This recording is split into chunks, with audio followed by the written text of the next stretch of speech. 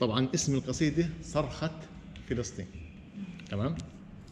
صرخة هزت بيوت المجنن بيت بيت، كادت الأموات منها تجاوب ميت ميت، قمت أجاوب داوي الصوت منها ليت ليت، ليتني من دون بعض السوالف دون دون. لا متى تسبى فتاة ولا يغضب فتى، لا متى صهيون تسلب محارمنا شتى.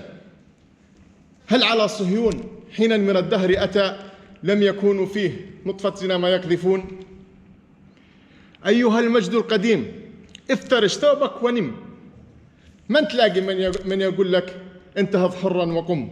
صرخة يهتز بها حرم أول حرم، نصفنا عن طشة الخوف عنها غافلون.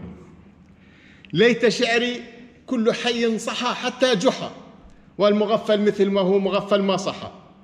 عن رحى حرب تجانب طواحنها ضحى، الجماعة في ملكوت ربي سارحون. أيها الحكام من أرض مكناس إلى أرض جاكرتا، ومن أب حتى كربلاء، لو عقدتم أمركم مرة واحدة على أن تخوضوا الحرب حتى وأنتم كارهون. فيش نبي إن ما جاء البرد كالكلب عدي، يطلب الصفح بوجه كليل أسود. إن صهيونا ولو طاولوا نجم الجدي أجبن الخلق لكنكم لا تفقهون. إن محض الكفر إذ ليس بعد الكفر ذنب، أن ندع صهيون تبني جنب الطنب طنب. عيب تتحملها بجنب ونحن 20 جنب، يا لهذا العار هل بعد هذا العار عار.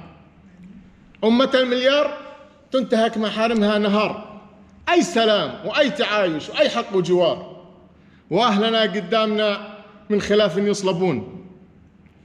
أمة مع كونها أكبر حجم وأكثر بشر، للأسف في وزنها ما تعادل كيس بر. عقب ما كانت بالأمس هالكبر صارت هالكبر، تسن ما فيهم قلوب ولا فيهم عيون. اصحى يا نايم وافتح عيونك يا خبل، أسرى يا صلك لو كنت في قمة جبل. والله انت تاكل مثل ما كلوا ربعك دبل، راجع الحسبة قبل لا تهك الظنون. ما انت بأطيب من الماضين ساس، ولا انت بأشجع راس منهم لو سويت راس، ولا انت بأقوى باس منهم ولا أصعب مراس. مير عجل بالطعن قبل لا تصل قطعون. يا مصر يا مصر الابطال من ماضي الزمان، أعلى أرضك أول مرت يمد اللسان ويهدد شعبنا أينما كان وكان. من عذر أبناء بهدى بكم يستهزئون. ولعوها نار أو افتحوا معبر رفح، خلوا الأبطال الدب بني صهيون صح.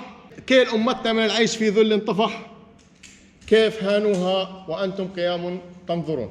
سلامتكم.